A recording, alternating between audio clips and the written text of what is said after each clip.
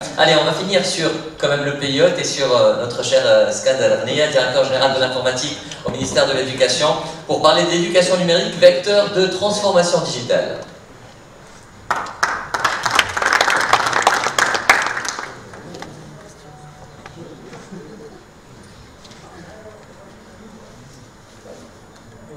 En attendant que ça se mette en place, je rappellerai le hashtag Forum DSI 2018. Voilà, on attend toujours vos commentaires.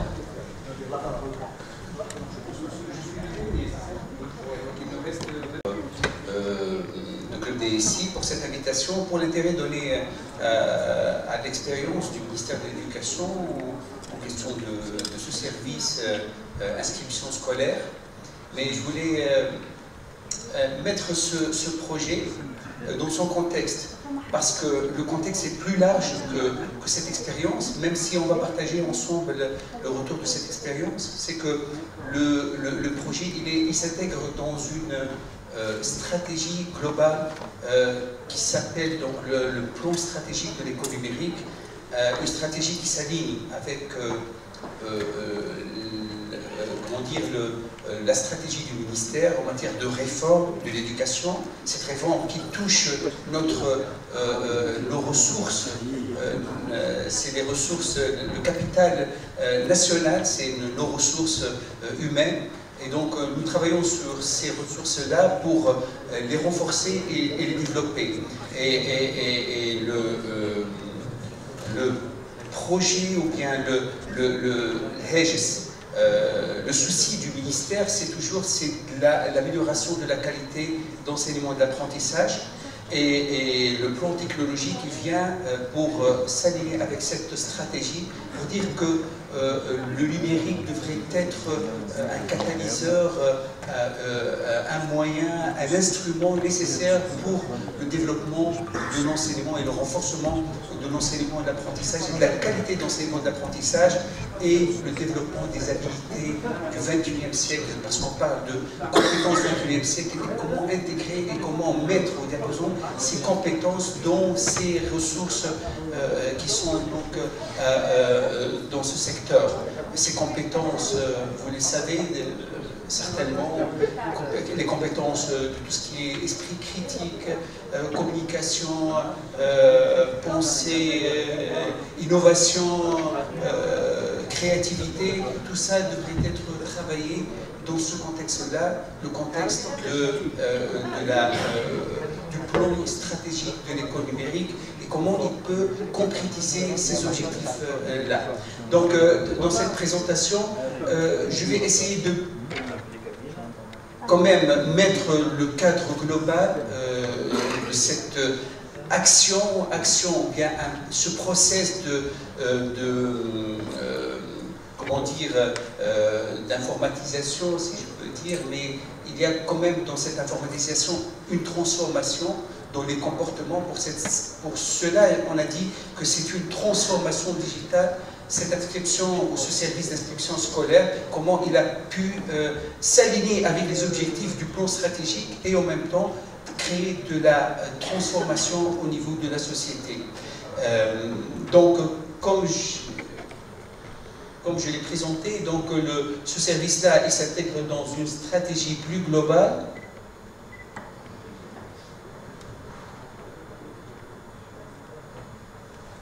Une stratégie plus globale qui travaille sur plusieurs axes. C'est l'axe transformation dans les apprentissages, des axes structurants tels que les systèmes d'information, la gouvernance, la communication, et d'autres axes opérationnels pour pouvoir travailler ou bien transformer cette école vers le contexte numérique. Le contexte numérique qui va être travaillé sur les différents cycles à travers les résultats de la réforme. Les résultats de la réforme, ils ont touché les curriculums. Les curriculums, donc, ils sont en cours de travail, c'est-à-dire un processus de transformation au niveau des curricula. C'est l'intégration du numérique dans les curricula sur plusieurs axes. Et la déclinaison va être autour des 4 composants. Principaux composants, c'est la formation des enseignants, le développement des ressources numériques et des logiciels et des services numériques, le renforcement de l'infrastructure et l'équipement et les plateformes, et le développement des connaissances et des compétences numériques chez l'élève et les enseignants. De telle manière, c'est de créer au niveau de l'école, que soit l'école une source ou bien un moyen d'intégration de l'élève dans l'environnement numérique, et de renforcer, à travers, bien entendu, le renforcement de plusieurs composants, y compris le renforcement des compétences des enseignants et jusqu'à le renforcement de l'infrastructure et de ses services. Bien entendu, ce plan stratégique-là, il est décliné en plan opérationnel. Donc, on trouve autour de ces programmes-là un certain nombre de projets. Et probablement aujourd'hui, on va parler de la composante système d'information, parce que cette composante, c'est vrai, elle appartient au programme structurant. Et donc, on voit que le système d'information, il est nécessaire au niveau de cette stratégie de l'école numérique. Et il va quand même s'aligner avec les objectifs attendus par le plan stratégique, mais toujours est-il que ce plan, il vise principalement l'amélioration de la qualité de l'enseignement et de l'apprentissage. Et si on va développer notre système d'information, il va donner plus de visibilité sur plusieurs axes, y compris l'axe planification, l'axe résultat, axe prospection et amélioration, et en même temps réduction ou bien réduire ou bien améliorer la qualité du service rendu aux élèves et aux enseignants. Et parmi les, si on va aller en profondeur et en touchant la partie système d'information, je voulais juste vous donner un petit aperçu sur quand même l'existant en matière de système d'information au ministère de l'Éducation. On a parti de la partie stratégique, maintenant on est au niveau du système d'information. C'est que le système d'information, il est riche en matière de services, mais est-ce que les services là, ils sont optimisés? Est-ce qu'ils couvrent les fonctionnalités attendues? Est-ce qu'ils sont intégrés pour pouvoir avoir une visibilité, pour pouvoir planifier et prospecter et donner un outil d'aide à la décision et à la planification aux décideurs? C'est ça le problème, c'est qu'on est confronté à plusieurs problématiques, et d'où la nécessité de revoir et c'est-à-dire essayer de réviser cet existant en allant vers une architecture cible. Excusez-moi, j'essaie d'aller plus vite, et pour aller directement au but, c'est aller vers une architecture qui intègre tous les services, mais en même temps, ce n'est pas dans le contexte de la numérisation, simple numérisation, mais c'est une numérisation qui est en profondeur. C'est-à-dire, chaque service devrait être décomposé en processus, et les processus devraient être revus et optimisés pour pouvoir réduire les problématiques et essayer même de revoir d'une autre manière la disponibilité et la mise à la disposition de ces services-là, c'est-à-dire au contexte cible, aux enseignants, aux élèves, aux décideurs, à tout le système, c'est-à-dire les parties prenantes et les concernés par ce service-là ou ces services-là. Donc une architecture qui est basée sur plusieurs composants, des composants métiers comme vous voyez, des composants support, mais une restructuration au niveau des données. Tout à l'heure, M. Michel parlait des données. Et ce n'est pas juste d'avoir des données qui sont stockées sans un traitement adéquat. C'est-à-dire qu'il faut avoir des données qui sont significatives et qui sont structurées, et de cette façon on parle de référentiel. Et donc, notre travail il est fait pour qu'il soit donc structuré autour d'un référentiel élève, personnel, établissement, tout ça, et sur des services qui sont optimisés et structurés et optimisés, basés sur des processus qui sont optimaux, avec des couches, bien entendu, de décision pour aider le décideur à faire et prendre les décisions nécessaires et des outils de planification et autour des canaux de communication qui sont les canaux qui sont déjà connus et probablement pour d'autres canaux de distribution. Ça, c'est l'architecture du système d'information du ministère. Et nous travaillons maintenant pour le cas pratique de la partie inscription. C'est une composante qui se trouve dans la partie scolarité, gestion de la scolarité. Et c'est un processus qui est, bon, qui n'est pas complexe, mais il demande une couche je ne sais pas si je peux dire créativité, mais probablement d'innovation. C'est-à-dire on change le process, mais avec une optimisation au niveau de ces composants, des étapes ou des actions de ce processus-là. 2 minutes. Donc, ça c'est la cartographie, donc je passe directement à notre projet inscription scolaire à distance. C'est un projet qui a une particularité parce qu'il rassemble beaucoup d'acteurs.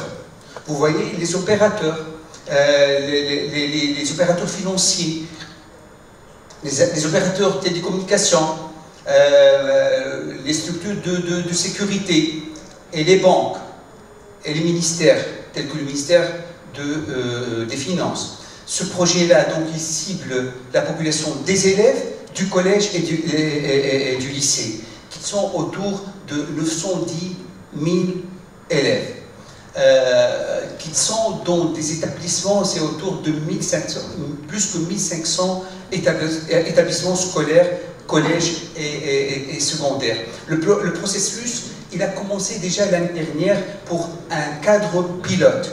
Donc on a commencé par quelques établissements, quelques niveaux, c'est le niveau 3e année, 9e année et 4e année secondaire. Et pour cette année, on a donné, c'est-à-dire le ministère a obligé les élèves à faire l'inscription pour l'année 2018-2019, donc elle a donné un caractère obligatoire pour cette inscription. Les canaux qui sont utilisés, c'est l'Internet et le mobile. Et la valeur probablement ajoutée par rapport à cette année, c'est que ce n'est pas limité à l'inscription, c'est-à-dire à l'opérateur ou bien la poste tunisienne. Il est généralisé au niveau de la poste et toutes les banques, donc à travers tous les moyens de paiement bancaire. Donc ça, c'est les principaux intervenants, les banques, le ministère des Finances, les TELCO, les SNT, la Poste, le ministère de l'Éducation, bien entendu, à travers ces deux opérateurs, la Direction Générale de l'Informatique et de l'Administration électronique et le Centre National des Technologies en Éducation. Et bien entendu, il y a la participation de l'Instance nationale de la protection des données personnelles, donc un acteur important, parce que la nature du projet demande que cette instance soit avec nous. Et donc la solution technique, bon, la solution technique, elle est, je suppose que vous êtes tous des parents, vous avez des enfants et vous avez participé à cette inscription. Donc certainement vous avez eu la chance ou bien cette situation de faire cette inscription. Cette inscription, l'avantage, c'est qu'elle a... bon, certainement, vous avez vu ces écrans-là, et vous avez eu quelques problèmes, certainement, avec ça. Vous voyez donc les deux solutions de paiement, que ce soit les solutions de la banque, à travers CryptoPay, ou bien la solution de la Poste tunisienne. Et ça, c'est les sites qui ont été développés par le ministère de l'Éducation. Et vous voyez donc la partie paiement à travers le téléphone portable. En chiffres, le projet, il a fait donc à peu près une inscription autour de plus que 900 000 inscrits et donc 900 000 élèves. il a touché à peu près 660 000 cartes postales et à travers donc, pardon, 660 210 qui ont utilisé les cartes postales. Et à peu près, donc, les 172 000 qui ont utilisé la carte bancaire. Le nombre il est important au niveau de l'utilisation de l'Internet parce que toutes les inscriptions ont été faites par le canal Internet, pratiquement 92%, je pense, autour de 92% qui sont des inscriptions autour du canal Internet et le reste à travers le mobile. Mais quel que soit, donc, bon, ça c'est pour l'évolution de l'inscription. Juste 5 minutes. 5 minutes, juste quelques secondes. Quelques minutes. Bon, les facteurs clés de réussite pour ce projet, rapidement, c'est qu'il y a au niveau de la gouvernance du projet une forte implication du ministre. Réellement, il y a une forte implication du ministre pour réussir ce projet-là. Et donc, avec tous les risques de ce projet, parce qu'il touche une population importante, 900 000 élèves, toucher 900 000 élèves avec une solution technique qui reste elle n'a pas été testée en matière de performance, volumétrie et tout ça, dans un délai de 3 semaines, toucher cette population, c'était un challenge important. Il faut dire qu'il y a eu un suivi presque journalier. Chaque jour, un comité technique qui se réunit et voit les problématiques et essaie de trouver des solutions rapides pour tous les problèmes rencontrés. Une réunion hebdomadaire avec toutes les parties prenantes, les banques, les opérateurs, les opérateurs financiers, tels que la SNT, la Poste, tout ça, et le ministère des Finances. Et si vous voulez, vous me donnez plus de temps, il y a un message qui... Une minute pour finir. Très bien. Allez, on y va. Donc, pour les parties techniques, bon, c'est vrai qu'il y a un travail qui a été fait au niveau des structures techniques, au niveau des régions, au niveau des équipes dans les régions, au niveau de la communication. Il y a une forte campagne de communication à je ne dis pas à la Tunisie, mais par rapport aux conditions des ministères, parce qu'on n'est pas réellement, on n'est pas spécialisé dans la communication. Avec ça, on a essayé de faire un plan de communication pour toucher tout le monde. Et je pense que vous avez quand même une idée sur cette communication qui a été faite pendant les 3 dernières semaines de mois de août et la première semaine de septembre. Un travail au niveau des renforcements du data center parce qu'on n'est pas habitué à avoir un flux important, sauf dans les résultats du bac, c'est vrai, on a dimensionné ça, mais quand même avec un flux pendant 3 semaines, c'était un peu risqué. Et même les opérateurs, ils ont trouvé des difficultés. Principalement, vous savez que la Poste a eu un problème au niveau de ses plateformes pendant 1 journée et demie. Pour l'inclusion financière, et digitale, juste quelques chiffres. La population qui était cible, c'est 900 000 élèves. Donc, pour les cartes, à peu près 141 000 cartes bancaires et 550 000 cartes postales qui sont partagées entre des cartes prépayées pour la carte bancaire. Et c'était la première fois où il y a des cartes prépayées bancaires avec principalement 5 opérateurs qui sont l'UBCI, TGL, la BNA, l'STB et Zitouna, je crois. Zitouna, tout à fait. Contre donc des cartes de paiement Visa, c'est 44 000 au niveau des banques. Et pour les prépayés au niveau des cartes de la Poste, c'est autour de 400 000 prépayés et plus que 150 000 au niveau des autres formes e-dinar et les autres formes de cartes.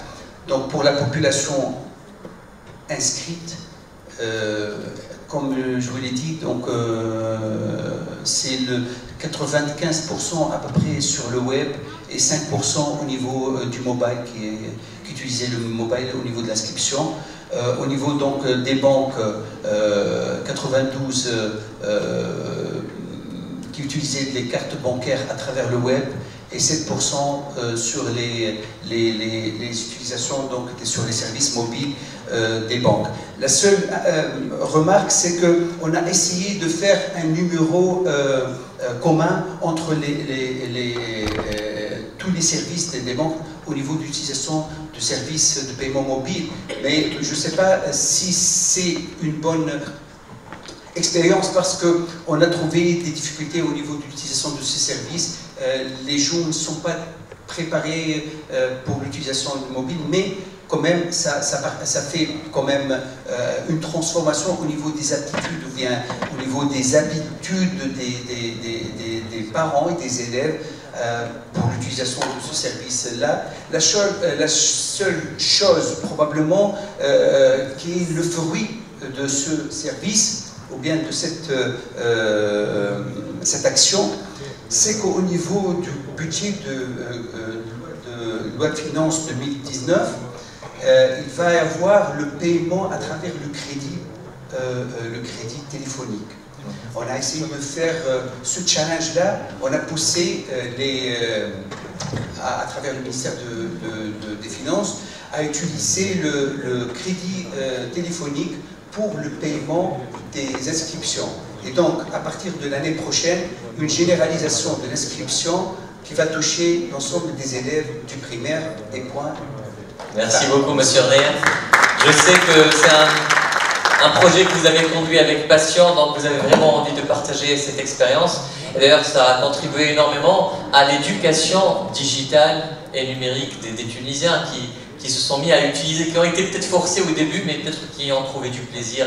Et ça, c'est aussi le rôle pédagogique du ministère de l'Éducation. Merci beaucoup à vous. On finit sur l'éducation, et je rappelle qu'on avait démarré la journée en parlant aussi d'éducation.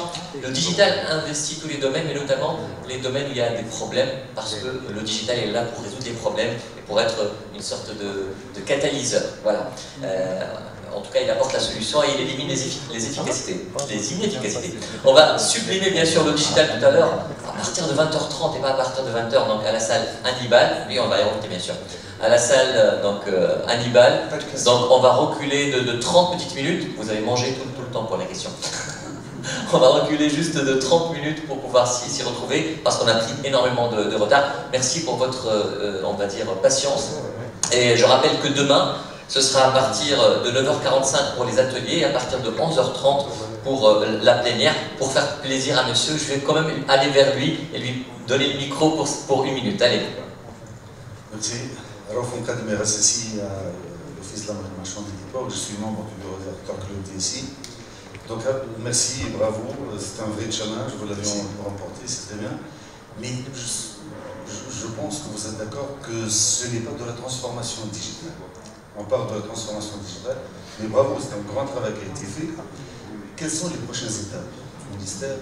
Est-ce qu'il va y avoir vraiment un projet qui va transformer digitalement un processus ou bien une procédure de ministère? Oui, en fait, pour cette raison, je n'ai pas dit que je vais présenter tout de suite l'inscription scolaire. J'ai parlé d'un projet plus important, c'est réellement la transformation digitale, c'est le plan stratégique de l'école numérique. C'est à partir de l'école qu'on va assurer cette transformation, à travers les modèles d'enseignement, d'apprentissage. C'est que l'école soit le moteur de transformation sociétale au niveau numérique. Et donc, si on va projeter ça sur des services, tous les services devront faire ou bien participer à cette transformation.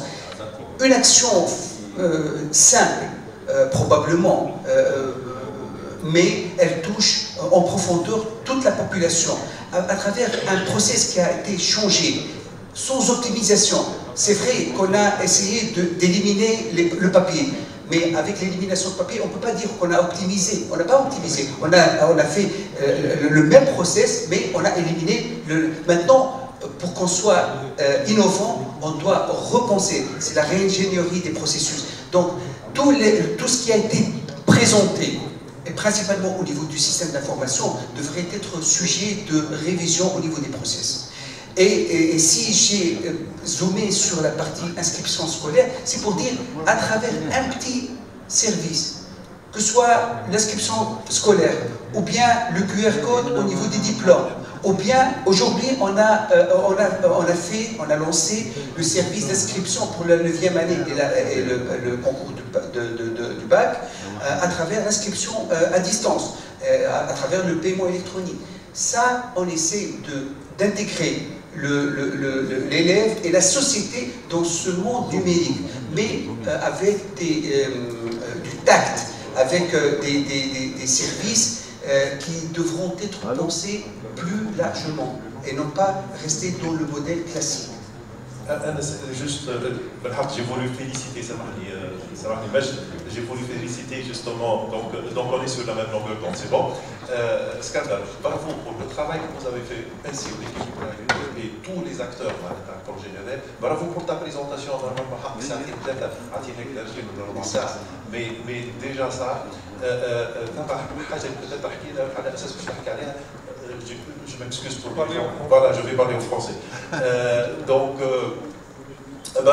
merci pour votre patience. On s'est mis d'accord de parler quelque part des problèmes. Tu en as un peu parlé, côté surtout communication. Moi, je crois que c'était ça la problématique, c'était ça le problème je ne dis pas pas la non-réussite du projet, parce que ça réussit énormément. Et aujourd'hui, donc pour l'année prochaine, je suis certain que ça va être nickel, ça va être même beaucoup plus facile, beaucoup plus fluide. Il y a certainement des problèmes de communication, ça nous manque tous au public, que ce soit l'administration ou les entreprises publiques. On n'a pas de politique de communication. Il fallait le faire pour ce projet. Moi, je dis un petit peu de challenge.